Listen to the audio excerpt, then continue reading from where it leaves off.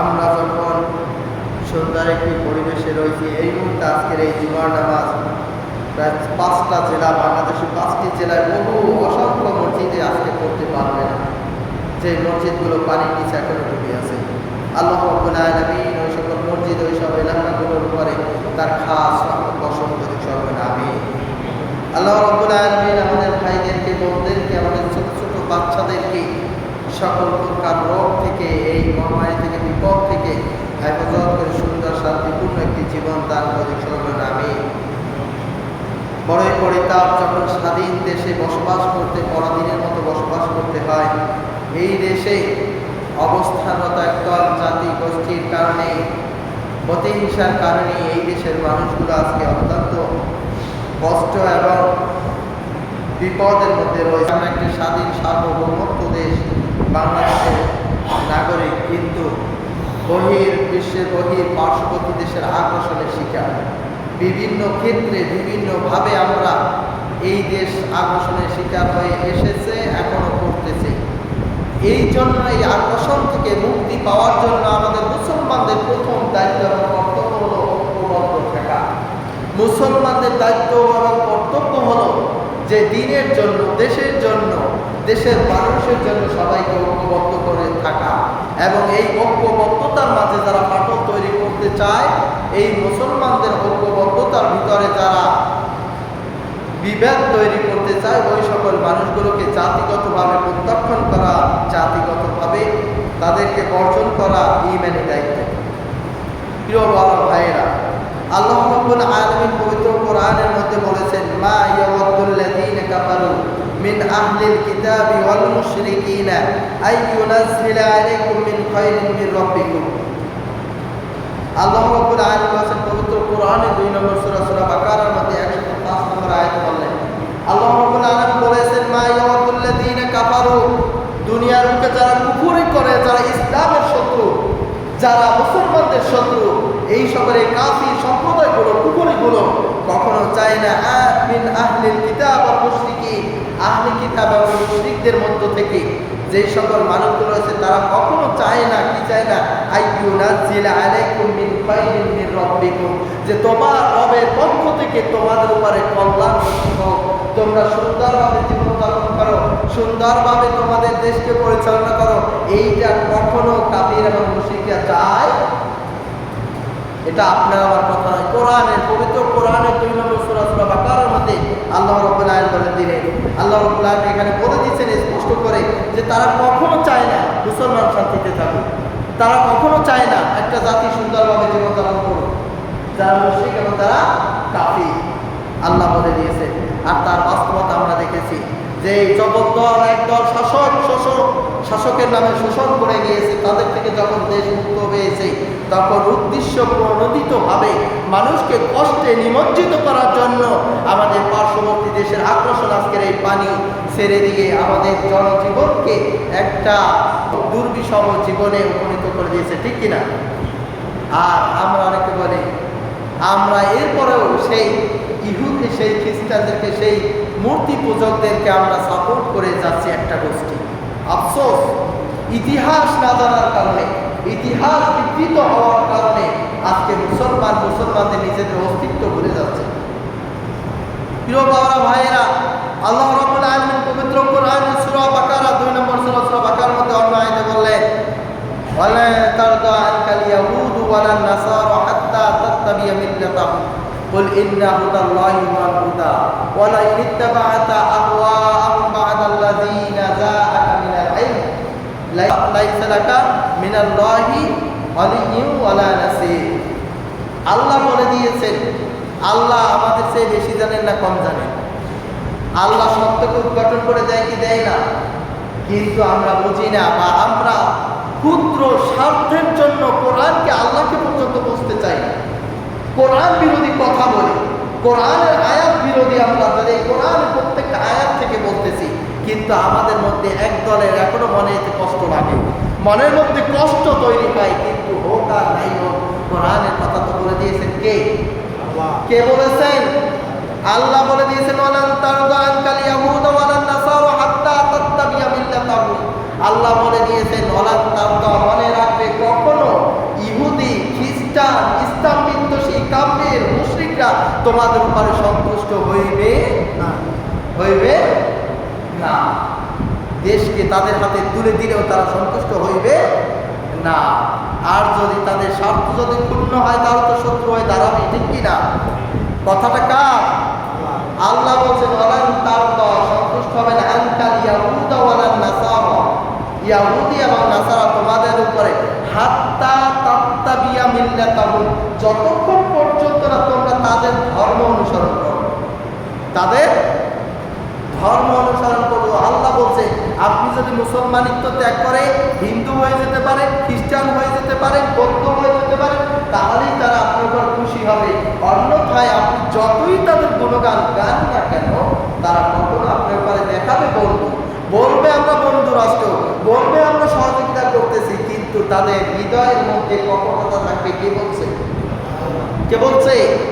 পবিত্র কোরআন 2 নম্বর সূরা, সূরা বাকারা 105 নম্বর আয়াত খুলে দেখবেন, বাংলা অনুবাদ আল্লাহ রাব্বুল আলামিন দিয়েছেন। এবং তার এরপরে আল্লাহ আরো স্পষ্ট করে দিয়েছেন, কুল ইন্না হুদাল্লাহি হুয়াল হুদা।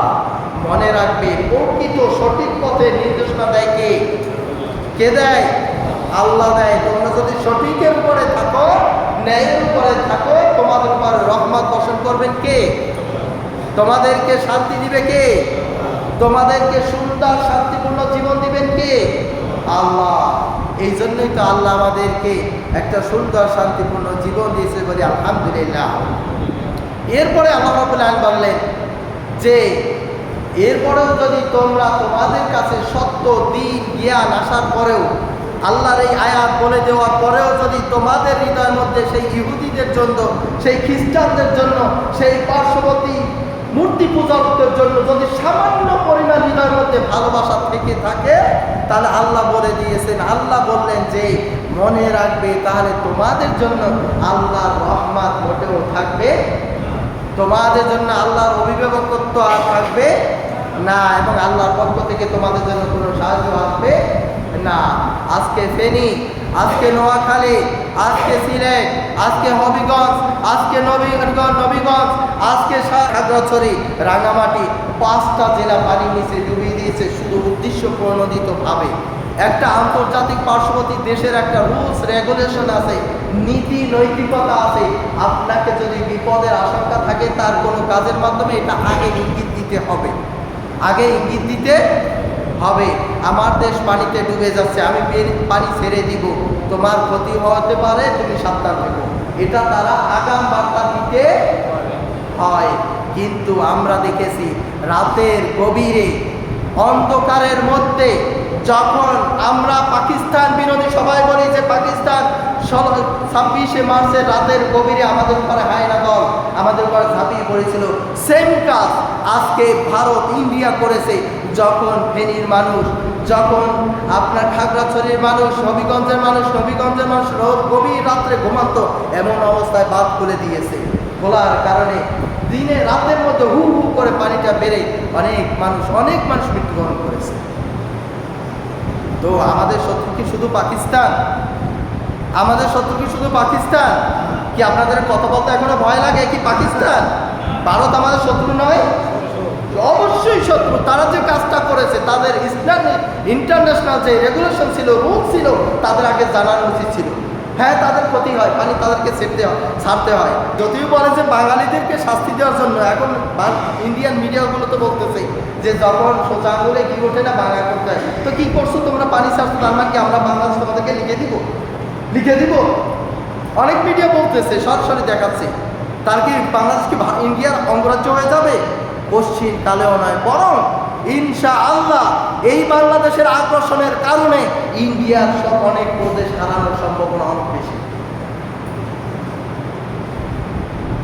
আল্লাহ রাব্বুল আলামিন এই জন্য বলছেন মা ইয়াতুল্লাযিনা কাফারু, মনে রাখবে হে মুসলমান, শুনে রাখবে, কোরআনকে তোমরা যদি বিশ্বাস করো, মনে রাখবে যে কখনো কাফিররা চায় না আইয়ু নাযিলা তোমাদের উপরে আলাইকুম মিন খায়রিন মির রাব্বিকুম, তোমার রবের উপর থেকে রহমত আসুক। কিভাবে? আরেকটু পুরানো ইতিহাসে চাই আমরা আজকে যারা লেখাপড়া করি আমাদের কাছে ইতিহাস গোপন করা হয়েছে, আর যারা অনেকে ইতিহাস জানি না, আজকে ইতিহাসকে বিকৃত করে দেওয়া হয়েছে। আজকে শুধু পাকিস্তান পর্যন্ত শত্রু, এই ইতিহাসটুকুই পড়ি, এর আগের ইতিহাস আমরা দেখি না। এই দেশে যখন ইংরেজরা শাসন শুরু করে, ইংরেজরা শাসন করার মাধ্যমে 1757 সাল থেকে 1900 সাল পর্যন্ত, 1900 সালের দিকে এসেও ইংরেজরা থাকে। 1939 থেকে 45 পর্যন্ত বিশ্বযুদ্ধ চলে। এই 1939 থেকে 45 সাল বিশ্বযুদ্ধ, দ্বিতীয় বিশ্বযুদ্ধ হয়ে যাওয়ার পরে প্রত্যেকটা দেশকে স্বাধীনতা দেওয়া হয়। এর আগ পর্যন্ত 200 বছর শাসন করেছে এই দেশকে ইংরেজরা, ঠিক কিনা?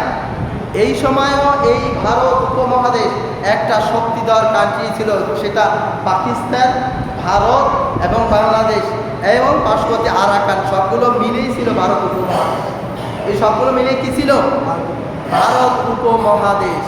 এই ভারত উপমহাদেশ যখন শাসন চলে, এই শাসন আমলে ইংরেজরা যখন শাসন করে, তখন এই ভারত উপমহাদেশের রাজধানী হিসেবে ব্যবহার করা হতো কলকাতাকে। কোথায়? কলকাতা, ইন্ডিয়ার কলকাতাকে। যখন বাংলাদেশের মুসলমান, এই ভূখণ্ডের মুসলমান দেখলো যে যেই কেন্দ্রিক, যেইখানে আপনার শাসন কার্য চলে, সেখানে কোর্ট হয়, সেখানে আদালত হয়, সেখানে ভার্সিটি প্রতিষ্ঠা হয়, সেখানে এই যে অফিস আদালত সব কিছু তো সেখানে আশেপাশে থাকতে কিনা, এই জন্য মুসলমানদের আন্দোলনের কারণে 1905 সালে, কত সালে? 1905 সালে, মনে রাখবেন এই ইতিহাসগুলো আজকে গোপন হয়ে গেছে, এইগুলো বলে না যে ভারত কতটুকু বন্ধু। দেখবেন 1905 সালে বাংলাদেশকে, বঙ্গদেশকে ভাগ করে বঙ্গভঙ্গ করা হয়। বঙ্গভঙ্গ মানে বাংলাকে বিভক্ত করে দেওয়া হয়। বিভক্ত করার কারণে এই যে আজকের বাংলাদেশ, এই বাংলাদেশের রাজধানী তখন 1905 সালে সর্বপ্রথম ঢাকা রাজধানী ঘোষণা করা হয়। কত সালে? এই 1905 সালে যখন বাংলাদেশের রাজধানী ঢাকা হয়, এই ঢাকা রাজধানী হওয়ার কারণে এখানে উন্নয়ন শুরু হয়ে যায়। যে কথা বললাম, যদি রাজধানী হয় সেখানে অনেক উন্নয়ন হয় এবং সেখানে অফিস আদালত কল কারখানা এগুলো প্রতিষ্ঠিত হয়, ঠিক কিনা? তো 1905 সালে যখন বাংলাদেশের রাজধানী প্রথম হয় ঢাকা, উন্নয়ন যখন শুরু হয়, এই যে আমাদের বন্ধু পার্শ্ববর্তী রাষ্ট্র, এরা সেটা সহ্য করতে পারে নাই। লর্ড কর্নওয়ালিস, ইংরেজদের তখন লর্ড সিলের ব্যবস্থা, যখন তারা আন্দোলন শুরু করে দেয় 1905 সালে, যখন আন্দোলন শুরু করে দেয়, আন্দোলন করার কারণে এই যে বাংলাদেশের রাজধানী ঢাকা হয়েছিল, 1909 সালে এসে এটাকে বঙ্গ আবার ভঙ্গ রদ করা হয়। কি করা হয়? কাদের আন্দোলন? কাদের আন্দোলনে 1909 সালে বঙ্গভঙ্গ রদ করা হয়েছিল? এই দাদাদের আন্দোলনের কারণে। ইংরেজদের কাছে তারা আন্দোলন করে বাংলাদেশের রাজধানী ঢাকা হোক, সেটা চায় নাই। এই যে 5 সালে যেটা করা হয়েছে, 9 সালে আবার ভঙ্গ করলো। তো তারা এতই যদি বন্ধ হয়ে থাকে বাংলাদেশের রাজধানী, তখন সেই ব্রিটিশ আমল থেকে আন্দোলন করে বাংলাদেশকে অনুন্নয়ন করার জন্য বাংলাদেশের সাথে সেই সময় থেকে শত্রুতা করেছে কিনা? করছে কিনা? আমি যদি মিথ্যা মনে হয়, 19-এর যদি আজকেও ইতিহাস বই থেকে থাকে সেখান থেকে পড়ে নিবে। বাস্তবতা যে বঙ্গভঙ্গ কত সালে হয়, বঙ্গভঙ্গের কারণে বাংলাদেশের কি কি উন্নয়ন হয় এবং বঙ্গভঙ্গ রদের জন্য কারা আন্দোলন করেছে এবং বঙ্গভঙ্গ কে রদ করেছেন, কেন রদ করেছেন। 1905 সাল গেল, বঙ্গভঙ্গ আবার বাংলাদেশ থেকে চলে গেল। ব্রিটিশরা চিন্তা করলো এই দেশের মুসলমান সংখ্যাগরিষ্ঠ, এই দেশের মানুষেরও শিক্ষার দরকার আছে কি নেই? শিক্ষার দরকার আছে কি নেই? 1920 সালে বাংলাদেশে ঢাকা ইউনিভার্সিটি প্রতিষ্ঠা করার জন্য নাথান কমিশন নাকি একটা কমিশন গঠন করা হয়। কি কমিশন? Nathan commission. এই নাথান কমিশনের কাজ ছিল ঢাকা ইউনিভার্সিটিকে প্রতিষ্ঠা করা মুসলমানদের স্বার্থে। কাদের জন্য? আর এর আগেও আপনার কলকাতা আলিয়া ছিল, মুসলমানদের কলকাতা আলিয়া মাদ্রাসা, নওয়াব স্যার সলিমুল্লাহ, হোসেন সৈয়দ সোহরাওয়ার্দী, এই যে জাতীয় নেতারা ছিল, তারা মুসলমানদের স্বার্থে এই আন্দোলনগুলো করে এই ঢাকা আপনার কলকাতা আলিয়া প্রতিষ্ঠা করেছিল। 1920 সালে যখন ঢাকা ইউনিভার্সিটি প্রতিষ্ঠা হবে, আজকে আমরা রবীন্দ্রনাথ ঠাকুরের নাম জানি কি জানি না। এই রবীন্দ্রনাথ ঠাকুর তখন ইংরেজদের উদ্দেশ্যে বলেছিল যে মূর্খের জাতির জন্য আবার বিশ্ববিদ্যালয় কিসের জন্য? আমরা নাকি মূর্খ জাতি। এরা ওই সময় থেকে আমাদের বিরোধিতা করে এসেছে। ঢাকা ইউনিভার্সিটি প্রতিষ্ঠা করার ব্যাপারে একেবারে হিন্দু মহল উঠে পড়ে লেগে গেছিল যাতে ঢাকা ইউনিভার্সিটি প্রতিষ্ঠা না হয়। তারপরেও আল্লাহর রহমত ছিল, এই দেশের মানুষেরও শিক্ষার দরকার ছিল, এই জন্য সেই বিভিন্ন প্রতিকূল পরিবেশে ঢাকা ইউনিভার্সিটি 1920 সালে প্রতিষ্ঠা হয়। কত সালে? 1900 মুসলমানদের উন্নয়নের জন্য। আজকে যারা বলতেছেন যে বাংলাদেশের মুখ্যমন্ত্রী দায়িত্ব পালন করে এসেছে 1800 সাল থেকে, বিভিন্ন সময় মেয়র, গভর্নর এবং সর্বশেষ 1937 সাল থেকে 1943 সাল 6 বছর এই বঙ্গের মুখ্যমন্ত্রীর দায়িত্ব পালন করেছেন শেরে বাংলা একে ফজলুল হক। শেরে বাংলা একে ফজলুল হক 1937 সাল থেকে 1943 সাল। কত সাল? এই শেরে বাংলা একে ফজলুল হকের যখন অখণ্ড বাংলার শাসক ছিলেন, মুখ্যমন্ত্রী ছিলেন, তখন বাংলার মানচিত্রটা কতটুকু ছিল? শুধু এই বাংলাদেশ, ত্রিপুরা, পশ্চিমবঙ্গ, মেঘালয়, এই সবগুলো ছিল অখণ্ড ভারতের অংশ। আমাদের বন্ধু রাষ্ট্র, আমাদের যখন স্বাধীনতা দেওয়া হলো, এগুলো কিভাবে ভারতের মধ্যে চলে গেল? কারণ এটা তো বাংলাদেশ শাসন করেছে তখন থেকে বাংলাদেশের অংশ ছিল। বাংলাদেশের অংশ আজকে এই ত্রিপুরা, যেখান থেকে আজকে বাদ ছেড়ে খুলে দেওয়া আছে ডম্বুর বাঁধ, আজকে 31 বছর পরে, কত বছর পরে? 31 বছর তারা বেঁচে থাকে নাই না খুলে। এই ডম্বুর বাঁধ 31 বছর পরে খোলা হয়েছে। তো এত বছর কিভাবে না ছেড়ে থাকছে? এত বছর তোমাদের ক্ষতি হয় নাই? সম্পূর্ণ উদ্দেশ্য প্রণোদিতভাবে এটা করেছেন। আজকে ফেনীবাসীর যেই দুর্বিষহ অবস্থা, কুমিল্লাবাসী আফসোস, এটা প্রতিবেশী রাষ্ট্র থেকে বন্ধু রাষ্ট্র দাবি করে, বন্ধু তথাকথিত শত্রু, এই যে শত্রু রাষ্ট্র থেকে এর চেয়ে ভালো কিছু আশা করা যায় না। আমরা বুঝিনি, কিন্তু আমাদের পূর্ববর্তী নেতারা বুঝেছেন। 1940 সালে লাহোর প্রস্তাব করা হয়েছে, আপনারা অনেকেই জানেন। লাহোর প্রস্তাবের সাথে আপনাদের হয়তো 40-60 আপনার যাদের 80 বছর এখন, তারা লাহোর প্রস্তাবের সময় ইয়ং ছিল, অনেকেই জানে। লাহোর প্রস্তাবের মূল প্রস্তাব কি ছিল? যারা বলে দেখেছি সংসদ ভবনে একদল নাজানো লেখাপড়া করে নাই, মন্ত্রী এমপি দায়িত্ব পেয়েছে, তারা বলেছে এদেশ ইসলামের জন্য, জঙ্গিবাদের জন্য স্বাধীন করা হয় নাই। তুমি তো বাংলাদেশের নিয়ে ইতিহাসই জানো না। ইতিহাস জানলে সংসদে একথা কখনো বলতে পারে? বলে যদি স্বাধীন বাংলাদেশে এখনো জিহাদের কথা বলে, তাহলে কেমন স্বাধীন দেশ? তুমি তো ইতিহাসই জানো না। মূর্খের চাপ যখন মন্ত্রিত্বের দায়িত্ব পায়, তখন দেশ ধ্বংস হয়ে যায়। কেননা বাস্তবতা থেকে বলেছি, 1940 সাল, কত সাল? ইতিহাস জানতে হবে মুসলমানদেরকে, ইতিহাস অবশ্যই জানতে হবে। 40 সাল লাহোর প্রস্তাব একদম প্রতিষ্ঠিত, সবাই জানে লাহোর প্রস্তাব। যারা মোটামুটি লেখাপড়া করেছে, লাহোর প্রস্তাব পড়ে নাই, এভাবে স্টুডেন্ট খুব কম আছে। 8-9 যারা পড়ছে অবশ্যই লাহোর প্রস্তাব পড়েছে। লাহোর প্রস্তাবের 1 নম্বর প্রস্তাবটা কি ছিল? শেরে বাংলা একে ফজলুল হক লাহোর প্রস্তাব করেছিলেন। 1 নম্বর প্রস্তাবটা ছিল ধর্মের ভিত্তিতে দেশকে স্বাধীনত্ব দেয়া। লাহোর প্রস্তাবের 1 নম্বর প্রস্তাবটা ছিল ধর্মের ভিত্তিতে। সংখ্যাগরিষ্ঠ যেখানে মুসলমান, তাদেরকে মুসলমান দেশ দিতে হবে। সংখ্যাগরিষ্ঠ যারা, কারণ 1940 সালে তখন দ্বিতীয় বিশ্বযুদ্ধ চলে কিনা? 1939 সালে দ্বিতীয় বিশ্বযুদ্ধ শুরু হয়েছে।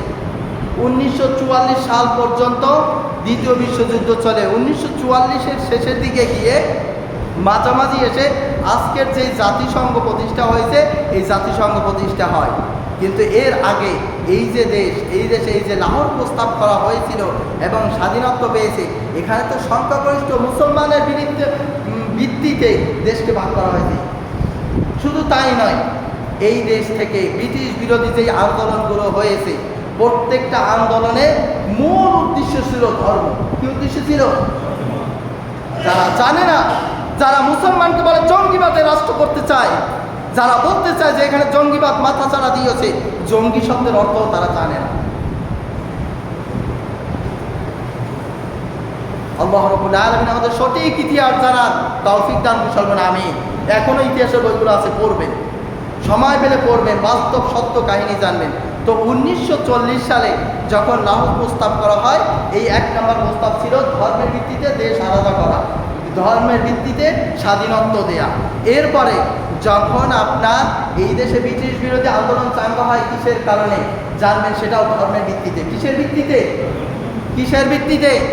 ধর্মের ভিত্তিতে। একটা কথা হয়েছে ওই সময় ব্রিটিশরা পিস্তলের যেই কাঠিসগুলো ব্যবহার করা হতো, যেই বন্দুকের আপনার যেই পিস্তলের জন্য যেই ইয়াটা ব্যবহার করা হয় কাঠিস, এইটাকে একটা কভার করে দেয়। এই কভারটাকে করা হয়েছে, বলা হয়েছে যে শূকর এবং গরুর চর্বি দিয়ে বানানো হয়েছে। শূকর এবং গরুর চর্বি, এবং ওই কভারটা এতটাই মজবুত যা মুখ থেকে ছিটতে হতো। কি থেকে? মুখ থেকে ছিটতে হতো। এই জন্য আপনার এই যে সিপাহী বিদ্রোহ, অনেকেই জানেন যারা ইতিহাস পড়েছেন, না পড়লেও পড়ে দেখবেন। সিপাহী বিদ্রোহের মূল কারণ ছিল ধর্মীয় কারণ। এটাই যে সিপাহীরা যখন এই কার্টুজটা মুখ থেকে কাটতে হয়, তখন এখানে শূকর এবং গরুর চর্বি আছে। হিন্দুরা গরুকে মনে করে তাদের দেবতা, মুসলমানদের জন্য শূকর হারাম। আর এই থেকে কর্টেজের যখন কভার করা হয়েছে, এই ভিত্তিতে সিপাহী বিদ্রোহের মূল কারণ তৈরি হয়ে যায়। এটা ধর্মের ভিত্তি না? এটা কি ধর্মীয় কারণ না? কারণ কি না? ধর্মীয় কারণ না? ধর্মীয় কারণ, যে ধর্মীয় অনুভূতিতে আঘাত হানার কারণে। তো এই যে আমাদেরকে বারবার এভাবে আগ্রাসন চালানো হচ্ছে। এরপরে 1945-এ যখন ব্রিটিশরা চলে যায়, তখন পাকিস্তান, ভারত সব মিলে থাকে একটা। 1945 থেকে 47, 2 বছর। কয় বছর? 2 বছর। 45-এর দিকে স্বাধীনতা, যখন জাতিসংঘ প্রতিষ্ঠা হলো, জাতিসংঘের চুক্তি হলো। জাতিসংঘের আগে ছিল জাতীয় পুঞ্জ। এটার নাম কি ছিল? জাতীয় পুঞ্জ। জাতিপুঞ্জ তৈরি হয় প্রথম বিশ্বযুদ্ধের পরে। কিন্তু প্রথম বিশ্বযুদ্ধের পরে জাতিপুঞ্জ যেটা তৈরি করা হয়, সৃষ্টি করা হয়, এটা মুসলমানদের বা পৃথিবীর অন্যান্য ধর্মের প্রত্যেকটা মানুষের প্রত্যেক অধিকারকে নিশ্চিত করতে পারে না। এই জন্য সেই জাতিপুঞ্জ ভেঙে দিয়ে 1945 সালে যখন দ্বিতীয় বিশ্বযুদ্ধ শেষের দিকে, তখন জাতীয় সংঘ করা হয়। কিন্তু সেই জাতিসংঘ আজকে মুসলমানদের জন্য কাজ করে? করে না। কিভাবে করে না সেই ইতিহাস আবার লম্বা। আপনি যদি দেখতে চান মুসলমানদের পৃথিবীতে সবচেয়ে বড় দেশ কোনটি? ইন্দোনেশিয়া। সবচেয়ে মুসলমান বেশি বাস করে কোন দেশে? ইন্দোনেশিয়া। ইন্দোনেশিয়া তাহলে থেকে এই গত কিছু বছর আগে 2011 সালে, কত সালে? 2011 সালে পূর্ব তিমুর নামে ইন্দোনেশিয়া থেকে একটা অঙ্গরাজ্য স্বাধীন হয়ে গেছে, যারা ইহুদি। ইহুদিদেরকে যখন তারা স্বাধীনতা চাইল, সরকার গঠন করলো, সেখানে সরাসরি শান্তি মিশনের সৈন্য পাঠিয়ে তাদেরকে স্বাধীন করে দেওয়া হলো। অথচ ভারত থেকে, পাকিস্তান থেকে, কাশ্মীর আরও শত বছর আগে থেকে স্বাধীনতা চেয়ে আসছে, ঠিক কিনা? কিন্তু এখানে এখন পর্যন্ত জাতিসংঘ থেকে শান্তি মিশন পাঠানো হয় নাই। আফগানিস্তান স্বাধীন রাষ্ট্রকে যখন দখল করতে চেয়েছিল, কখনো শান্তি মিশন পাঠানো হয়। ইরাকের উপরে যত হত্যাযজ্ঞ, অত্যাচার চালানো হয়েছে, কখনো শান্তি মিশন পাঠানো হয় নাই। কিন্তু পূর্ব তিমুর যখন স্বাধীনতা দাবি করলো, অল্প সময়ের মধ্যেই সেখানে শান্তি মিশন পাঠিয়ে দিয়ে তাদেরকে স্বাধীন করে দেওয়া হলো। অতএব বোঝা যায় আজকে মুসলমানিত্ব থাকতে হলে আজকে পৃথিবী মেরুকরণ হচ্ছে। কি হচ্ছে? সবাই বলেন কি হচ্ছে? মেরুকরণ হচ্ছে। একটা দল চলে যাচ্ছে তাওহীদের পক্ষে, আর একটা দল যাচ্ছে তাওহীদের বিপক্ষে। মুসলমান হওয়া সত্ত্বেও আজকে একটা দল হিন্দুদের পক্ষে কথা বলতেছে, ঠিক কিনা? মুসলমান হওয়া সত্ত্বেও বাংলাদেশে এত কষ্ট, এত কিছু দেখার পরে একটা দল ইন্ডিয়ার পক্ষে ছাপাই গাইতেছে, কিনা? আছে কিনা? এইগুলো জাতীয় শত্রু। এগুলো কি? এগুলো কি? কারণ 1905 সাল থেকে আজ পর্যন্ত বাংলাদেশের কোনো উন্নয়ন, কোনো ভালো এই ইন্ডিয়া চায় নাই। ইতিহাস পড়বেন, দেখবেন কোনো কাজেই তারা সহযোগিতা করে নাই। এরপরে যখন 1945 সালে দেশ স্বাধীন, 47-এ ভারত স্বাধীন হয়ে যায়, ভারত থেকে পাকিস্তান আলাদা হয়ে যায়। সেই পাকিস্তান আলাদা হয় উদ্দেশ্য প্রণোদিতভাবে মুসলমান দেশে মুসলমানদের সংখ্যাগরিষ্ঠ, একটু আগে বলেছিলাম 1940-এর যে লাহোর প্রস্তাব, 1940-এর কি শেরে বাংলা একে ফজলুল হক করেছিলেন। লাহোর প্রস্তাবের মূল এক নাম্বার যে প্রস্তাবটা ছিল সেটা ছিল মুসলমানদের ধর্মীয় ভিত্তিতে দেশ করে দেয়া। সেখানে আজকে কলকাতায়ও সংখ্যাগরিষ্ঠ মুসলমান ছিল, পশ্চিমবঙ্গেও সংখ্যাগরিষ্ঠ মুসলমান ছিল, এরপর ভারতের আরও অনেক জায়গায় ছিল, কিন্তু এইগুলোকে সেই লাহোর প্রস্তাবের ভিত্তিতে আলাদা করে দেওয়া হয়। কারা করছে? 1940 সালে এগুলো কারা করেছে? যারা আজকে বন্ধু দাবি করে। এরপরে 1947 যখন পাকিস্তান আলাদা হয়ে যায়, এই পাকিস্তান এদেশে যখন আগ্রাসন চালালো, পাকিস্তান এদেশে যখন হত্যাযজ্ঞ চালানোর পরে বাংলাদেশ স্বাধীন হলো। স্বাধীন হওয়ার পরে যেই দিন 1971 সালে 16ই ডিসেম্বর, যেই দিন সর্বশেষ স্বাধীনতা ঘোষণা করা আত্মসমর্পণ করে, 92,000 পাকিস্তানি সৈন্য আত্মসমর্পণ করেছিল। কত হাজার? 92,000 সশস্ত্র। কিন্তু সেই সশস্ত্র বাহিনীর অস্ত্রগুলো কোথায় গেল? কোথায় গেল? এবং এই দেশের স্বাধীনতা চুক্তিতে কেন এমএজি ওসমানী ছিল না? কেন সেখানে জেনারেল অরোরার হাতে কেন স্বাধীনতা চুক্তিপত্র হলো? সে তো এদেশের না, সে তো মিত্রবাহিনীতে ছিল, কিন্তু এখানে মহা অধিনায়ক ছিল আপনার এমএজি ওসমানী। কিন্তু ওসমানীকে স্বাধীনতা চুক্তিতে পর্যন্ত রাখা হয় নাই। এই আগ্রাসনটাও ছিল এই ইন্ডিয়া। কার ছিল? জেনারেল অরোরা যখন স্বাধীনতা চুক্তিতে সেখানে উপস্থিত থাকে, সিগনেচার হয়ে যায়, এই 92,000 সহ যত অস্ত্র শস্ত্র এই দেশে ছিল সবগুলো তারা নিয়ে গেছে। আমাদের বন্ধু দাবি করে, আমাদেরকে আলাদা করেছে মূলত চুষে খাওয়ার জন্য। কিসের জন্য? কিসের জন্য? কারণ সেই 1905 সাল থেকে প্রত্যেকটা 1905 সালে বঙ্গভঙ্গ, 1909 সালে বঙ্গভঙ্গ রদ, এরপর 1937 সাল থেকে যে আমাদের এই শেরবাংলা একে সজরাক শাসন করেছেন, এরপরে 1920 সালে ঢাকা ইউনিভার্সিটি প্রতিষ্ঠা, এরপরে আপনি 1943 সালে 1940 সালে লাহোর প্রস্তাব, এরপরে আপনি 1944 সালে যখন ভারত এখান থেকে ব্রিটিশরা চলছে স্বাধীনতা দেয়, প্রত্যেকটা ইতিহাসের সাথে দেখবেন বাংলাদেশকে চুষে চুষে খেয়েছে। এটা 19 ইতিহাসেই রয়েছে, স্পষ্ট ইতিহাস রয়েছে। এই জন্য আল্লাহ রাব্বুল আলামিন পবিত্র কোরআনের মধ্যে বলে দিয়েছেন যে ওয়ালান তারদা আনকাল ইয়াহুদু ওয়ালান নাসারা হাত্তা তাত্তাবিয়া মিল্লাতাহুম। মনে রাখবে, যদি তোমরা তাদের সাথে অন্তরঙ্গ বন্ধুত্ব করতে চাও তাহলে তারা কখনো তোমাদের অন্তরঙ্গ বন্ধু হবে না। এরপরেও তোমাদের কাছে জ্ঞান আসার পরে হাত্তা তাত্তাবিয়া মিল্লাতাহুম, যতক্ষণ পর্যন্ত না তাদের ধর্মে তুমি গ্রহণ করবে, তাদের ধর্মের মধ্যে প্রবেশ করবে। এরপরে আল্লাহ রাব্বুল আলামিন বলেন কুল ইন্না হুদাল্লাহি হুয়াল হুদা। মনে রাখবে, একমাত্র সঠিক দিক নির্দেশনা, সঠিক পথের দিশা দেয় একমাত্র আল্লাহ। কে দেয়? কে দেয়? এরপর আল্লাহ রাব্বুল আলামিন বললেন যে তোমাদের কাছে কোরআনের এই বাণী আসার পরেও যারা এই ইহুদি খ্রিস্টানদেরকে, এই হিন্দুত্ববাদকে তোমরা যারা বন্ধু মনে করবে, মনে রাখবে আল্লাহ সরাসরি পবিত্র কোরআনে সূরা বাকারার 120 নম্বর আয়াত খুলে দেখবেন, আল্লাহ বলতেছে যদি এগুলো করো তোমাদের জন্য আমার কোনো অভিভাবকত্ব থাকবে না, আমার পক্ষ থেকে কোনো সাহায্য থাকবে না। এই উপস্থিতি আল্লাহ রাব্বুল আলামিন এরপর পবিত্র কোরআনে 5 নম্বর সূরা মায়দার মধ্যে আল্লাহ রাব্বুল আলামিন বলেছেন ইয়া আইয়ুহাল্লাযীনা আমানু লা তাত্তাখিযুল ইয়াহুদা ওয়াল নাসারা আউলিয়া।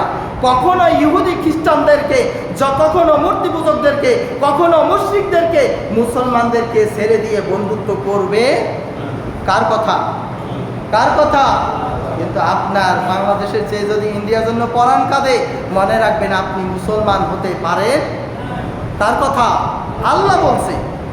আল্লাহ বলছেন আজকে গত কিছুদিন আগে মুসলমান হিন্দু সেজে শাহবাগ উঠছে, এই কত কিছুদিন আগে উঠে না?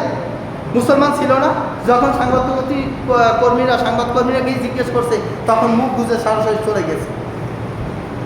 তুমি আজকে মুসলমান হিন্দু সাজলে হিন্দুদেরকে এখানে ওখানে হামলা হয়, অথচ অনেক মিথ্যাচার করা হয়েছে।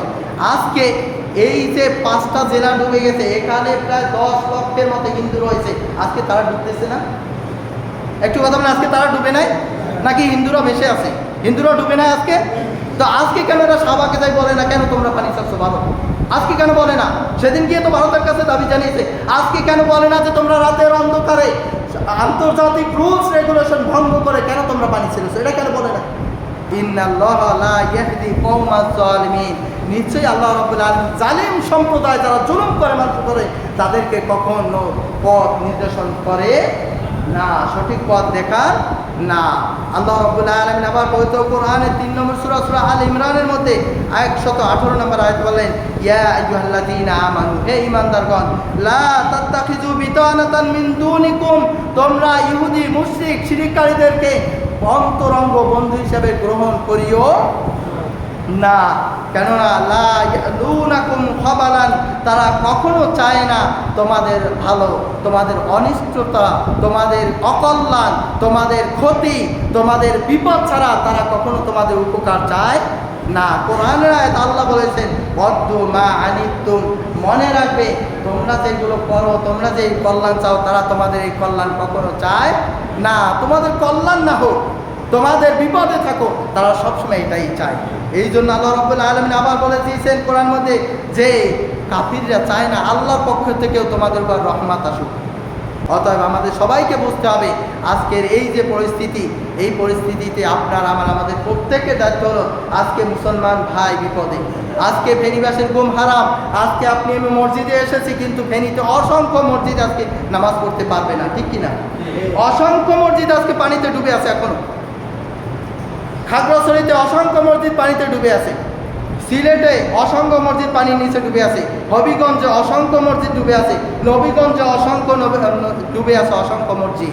এই যে ভাইরা আজকে দুর্বিষহ জীবনযাপন করতেছে, অনেক মানুষ মৃত্যুবরণ করছে, ছোট ছোট বাচ্চা আজকে খানা নেই, অনেক গরু মহিষ ছাগল মুরগি, ফার্মের মুরগিগুলো দেখেছি, বড় বড় ফার্ম, শত শত মুরগি, সবগুলো মরে মরে ভাসতেছে।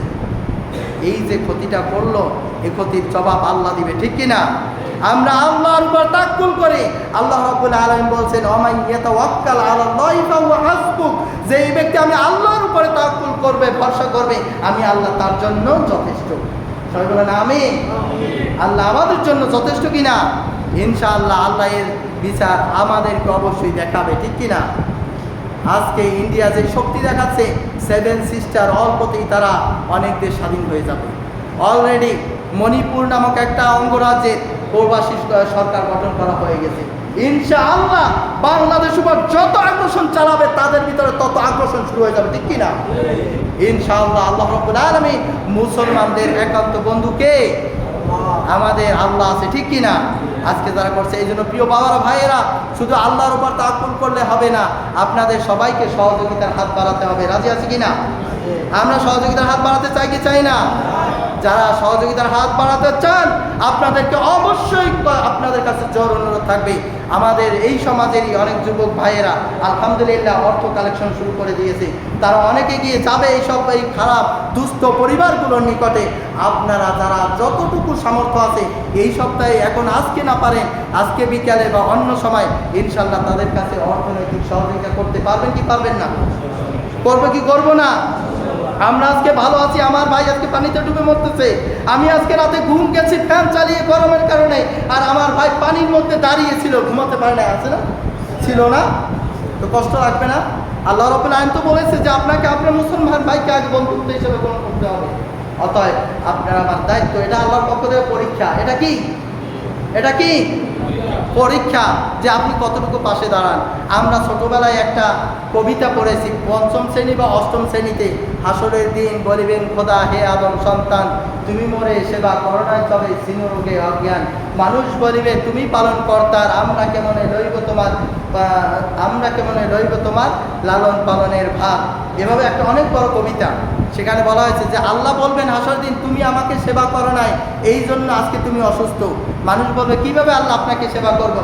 বলবে, এই কবিতা বড় লম্বা কবিতা, বলছে তোমার পাশে তোমার ভাই অসুস্থ ছিল, তোমার ভাই অসহায় ছিল, তুমি তার জন্য তোমার সাহায্যের হাত বাড়াও নাই, অর্থাৎ তুমি আমাকে সেবা করো নাই। এই কবিতাই বলা আছে। এটা একটা হাদিস বুখারী শরীফের। কি এটা? কিসের হাদিস? বুখারী শরীফের হাদিস। কবি হাদিসটার অনুবাদটাকে কবিতার সুরে বলেছেন। এরপর বলেছে, তুমি আমাকে খাবার দাও নাই। মানুষ বলবে, আল্লাহ আপনি তো খাবার খান না, আপনাকে কিভাবে খাবার খাওয়াবো? তোমার পাশে বুভুক্ষ ছিল, খাবার ছিল না, তাদের জন্য খাবারের ব্যবস্থা করে নাই। সেই দিন যদি তাদের খাবারের ব্যবস্থা করতে, আমি আল্লাহকে তাহলে খাবার খাওয়ানো হতো। মানুষ এভাবে বিভিন্ন প্রশ্ন করবে, আল্লাহ অনেকগুলো প্রশ্ন রয়েছে, আর প্রত্যেকটা প্রশ্ন বলবে আল্লাহ এগুলো বলে দিবে তোমার পাশে অসহায় ছিল তাকে সহযোগিতা করে নাই। অতএব প্রিয় বাবারা ভাইয়েরা, ইনশাআল্লাহ সকলে জায়গা থেকে সহযোগিতা করবে। যারা এই নামাজের পরে এখানে দাঁড়াবে যুবক ভাইয়েরা, তাদের কাছে ইনশাআল্লাহ সহযোগিতা করবেন। তারা এই সহযোগিতাগুলো আপনাদের অর্থগুলো পৌঁছে দিবে। যাদের কাছে নেই, একটু সামর্থ্য হিসেবে 500, 1000, 2000, 5000 যেভাবে পারেন, খুবই অসহায় অবস্থায় রয়েছে। আজকে অনেক মানুষ এমনি তো বাড়িতে ডুবেছেই, এখন যদি খানাও না পায় তাহলে এই অসহায় অবস্থায় অনেকেই মৃত্যু করলে এমনি ঢলে পড়বে, ঠিক কিনা? এমনকি দেখেছি লক্ষ্মীপুর থেকে তাদেরকে উদ্ধার করার জন্য, কাজ সহযোগিতা করার জন্য লোক এসে লক্ষ্মীপুর থেকে সেই মানুষ পর্যন্ত মৃত্যুবরণ করছে। দেখুন, এই সহযোগিতার জন্য যে মৃত্যুবরণ করতে পারছে, আর আমরা সামান্য একটু সহযোগিতা করতে পারবো কি পারবো না? আমরা যারা যেতে পারবো না, আমরা যাবো না, ইনশাআল্লাহ আমরা অর্থনৈতিক সহযোগিতা করবো। আল্লাহ রাব্বুল আলামিন আমাদের সবাইকে সঠিক বুঝ দান করবেন, আমিন।